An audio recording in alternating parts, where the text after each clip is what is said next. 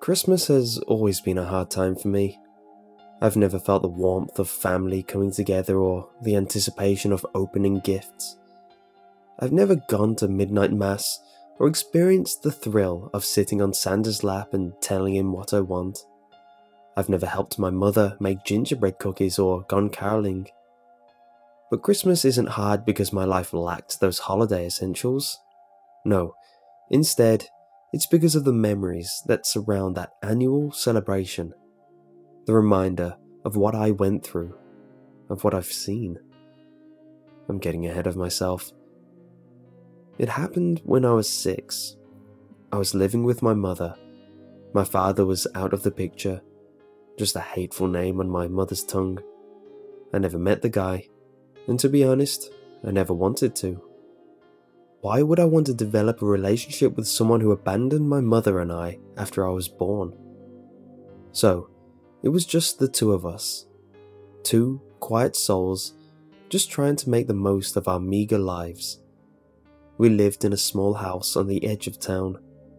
My mother worked 2 jobs and couldn't afford a sitter, so I spent a lot of time alone in the house. She made me swear secrecy, not tell anyone at school because she was afraid social services would take me away. Looking back, they probably would if they had found out. But they never did, and I spent a lot of time in a world of make-believe. I had to. We didn't have a television or even a radio, so if I wanted to escape somewhere, it had to be in my head. I didn't mind because I didn't know any better. I spun worlds and characters, imaginary friends, and silly things that boys fantasize about. I'd come home from school, make myself some cheese and crackers, the kind of cheese you squirt from a can, and launch into my world of make-believe. I was a space warrior, a pirate, a soldier, anything I could think of. I'd run around the house fighting aliens or the enemy, shooting at them with imaginary guns or fighting them back with invisible swords. Eventually, the sun would set and I would end up asleep in my bed. My mother would come home around 10, check on me, kiss me on the cheek, and then rush back out to her other job, which kept her busy until after 3 a.m. So you see, she didn't have a lot of time for me. She didn't have time to get us a Christmas tree, or decorate our house, or anything. Christmas was just another day for me. But God, I wanted it to be so much more. I got so jealous listening to the kids at school talk about their presents, the sleigh ride they went on, their visit to Santa at the mall. I became hungry for those things. I wanted them more than anything else.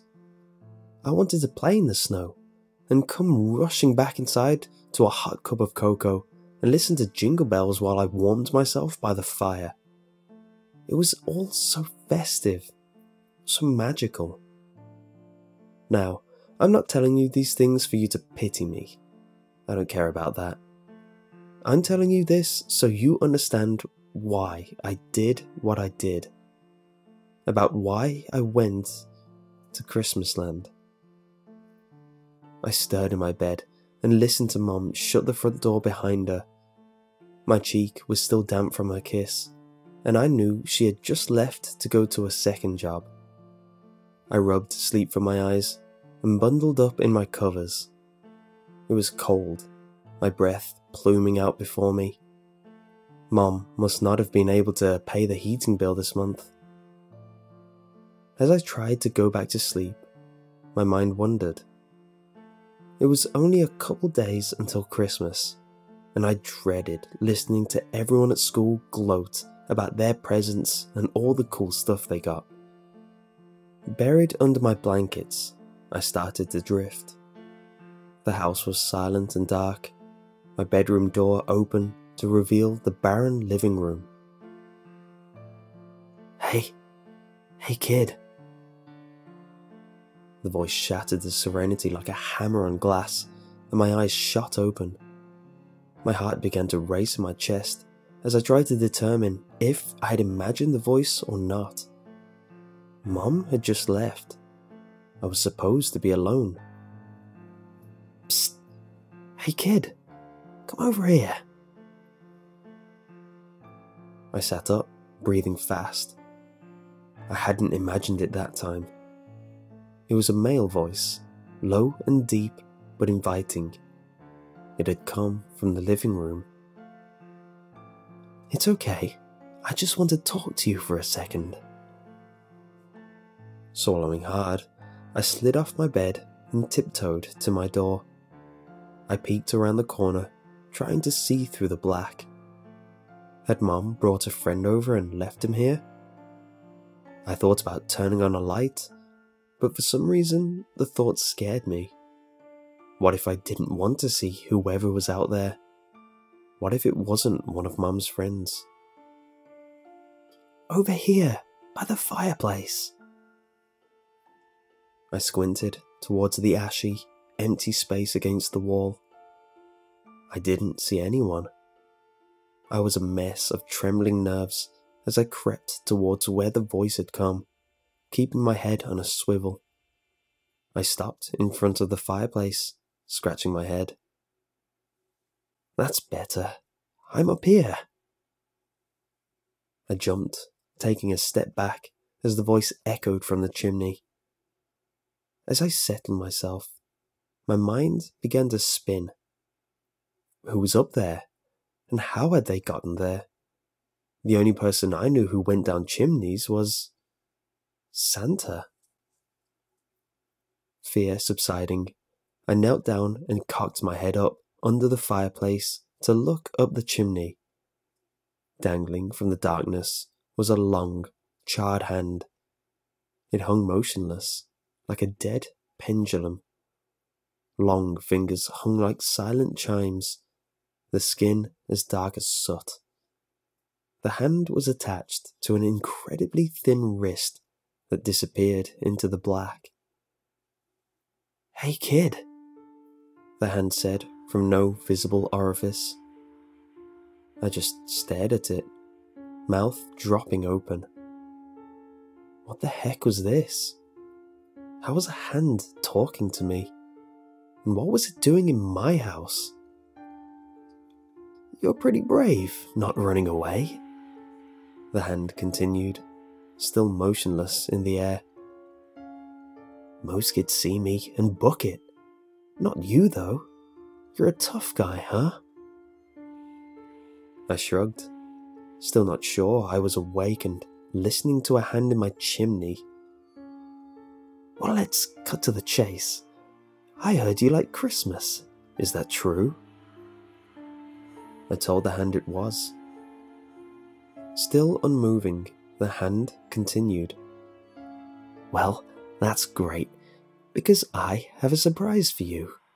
If you want, I can take you to a magical place called Christmasland. In Christmasland, it's always snowing just like the North Pole. Not only that, there's also hundreds of dazzling Christmas trees like you've never seen, and Christmas lights all through the sky. Oh, they're beautiful.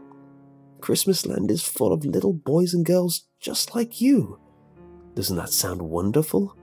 Don't you want to see it? I shifted in my empty living room, curiosity pushing aside fear. That did sound good. That sounded like exactly what I wanted. As strange as the offer was, as bizarre a circumstance I found myself in, I felt pulled to comply. It was a nagging in my head, a whisper behind the voice I heard. I bit my lip and thought about Mom. She wouldn't be home for a couple hours. She didn't have to know. The hand swayed gently. I promise to have you back before your mom gets home. You want to see the lights, don't you? You want to play in the snow. That I did. And honestly, I was so desperate to experience Christmas that it didn't take much to convince me. I told the hand I would come, making it promise to take me back home before 3. It promised.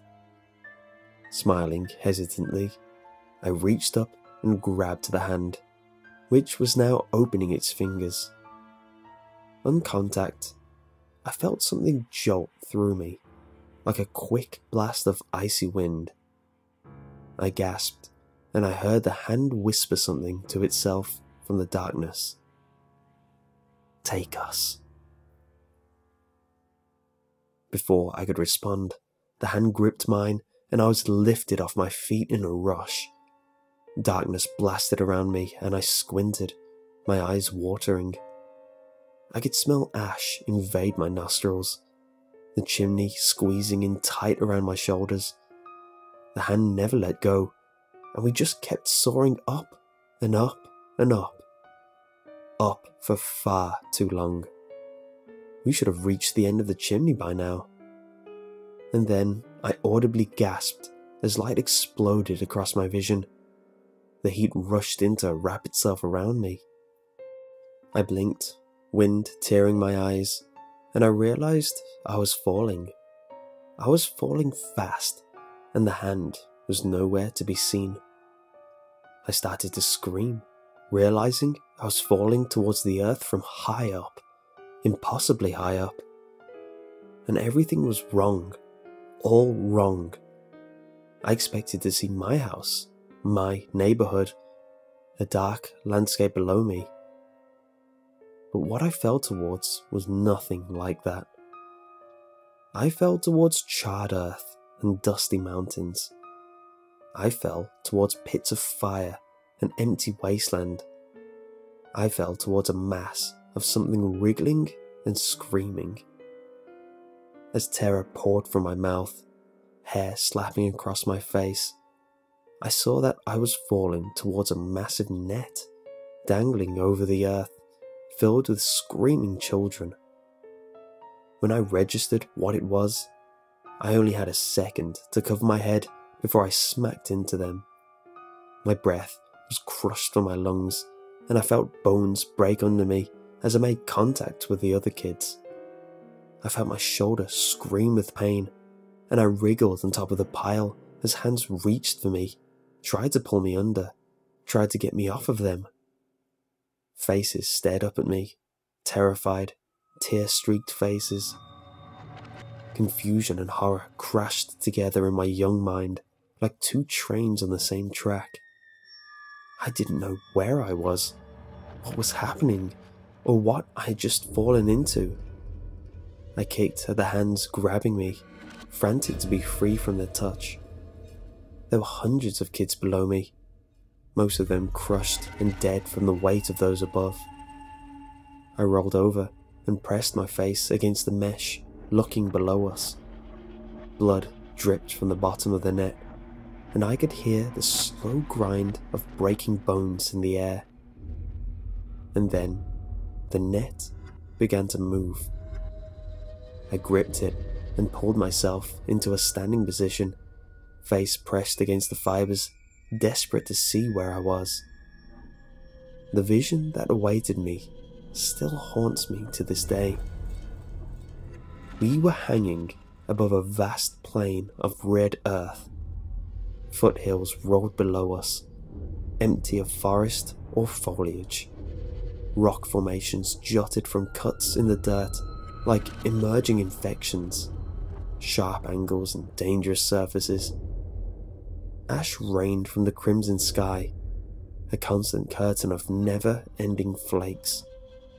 It looked like snow. Walking across the expanse plains were dozens of towering, naked, sexless humans. They rose hundreds of feet in the air, all silent with eyes that looked glazed over as if they were asleep. They were rhythmic in their movement, order to their steps. They worked together, all across the horizon, bringing down nets and emptying them into colossal piles.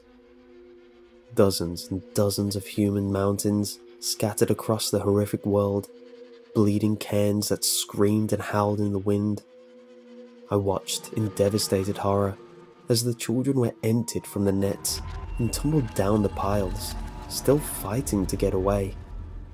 Even as they did, one of the enormous humans would come forward and kick them back, killing them in the process.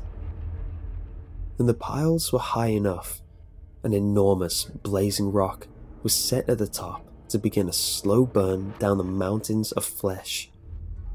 In a sick way, it reminded me of a star atop a Christmas tree, the orange and red stone lighting the pile with disturbing colour.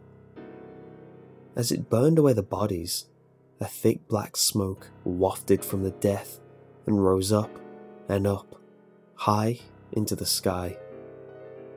My bloodshot eyes followed the dozens of plumes of smoke towards the heavens, and for a second time, my breath was robbed from its lungs.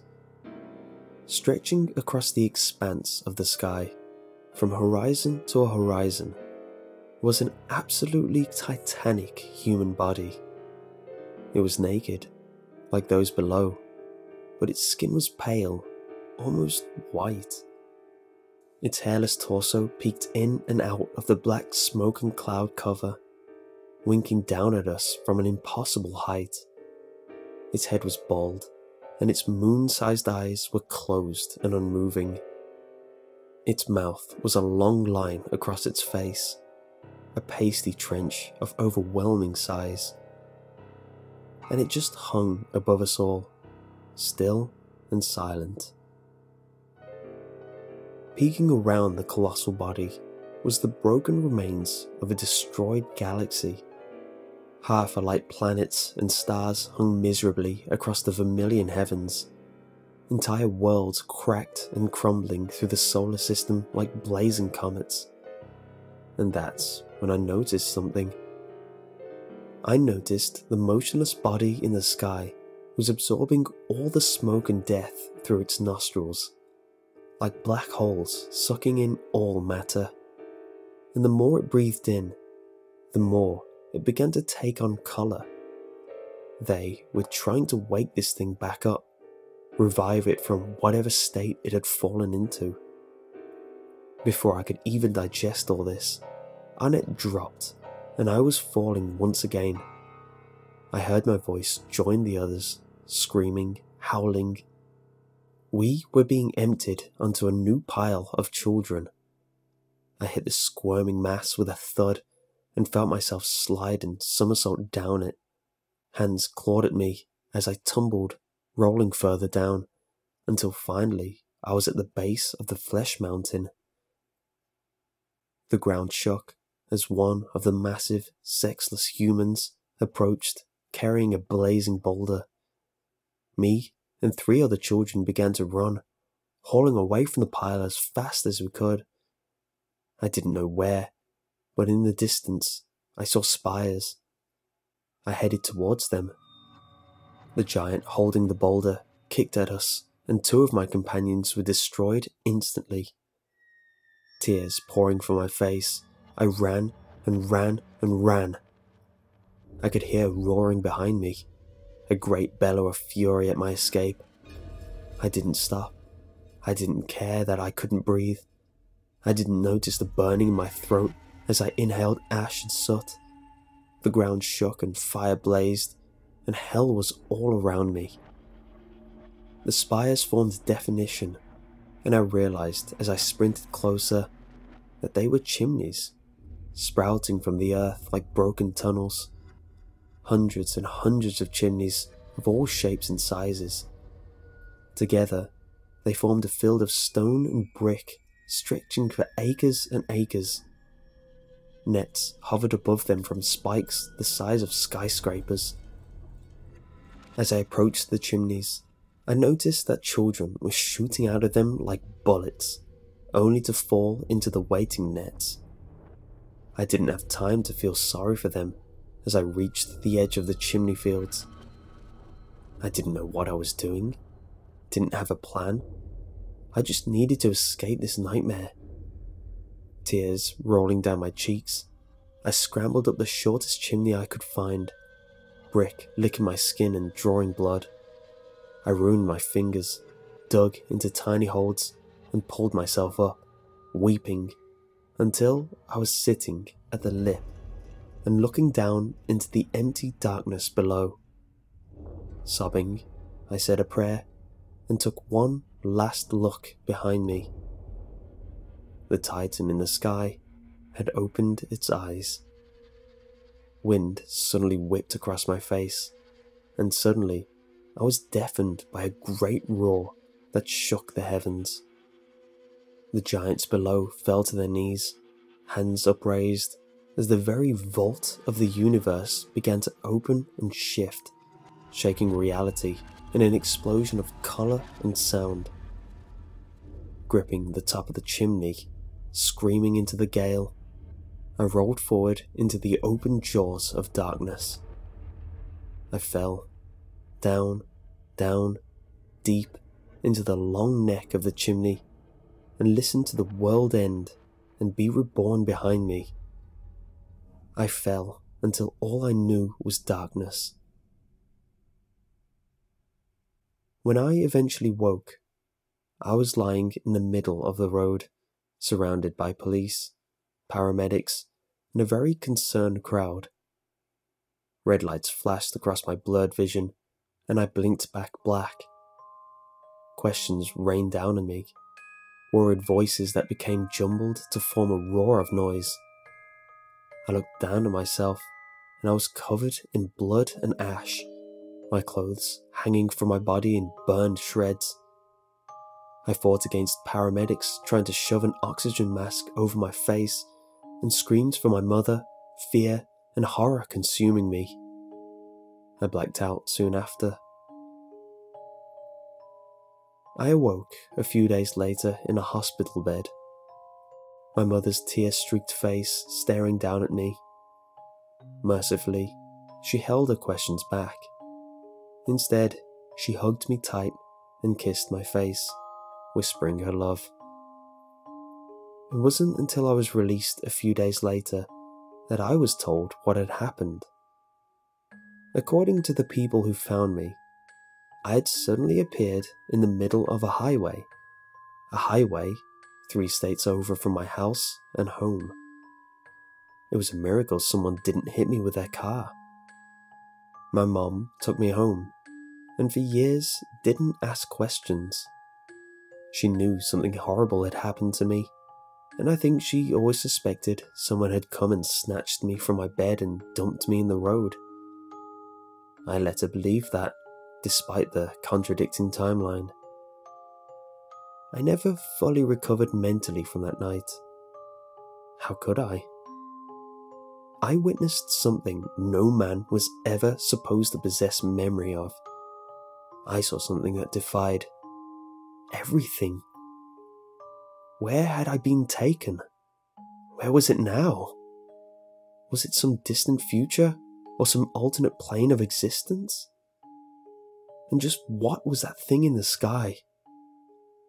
And where was it now?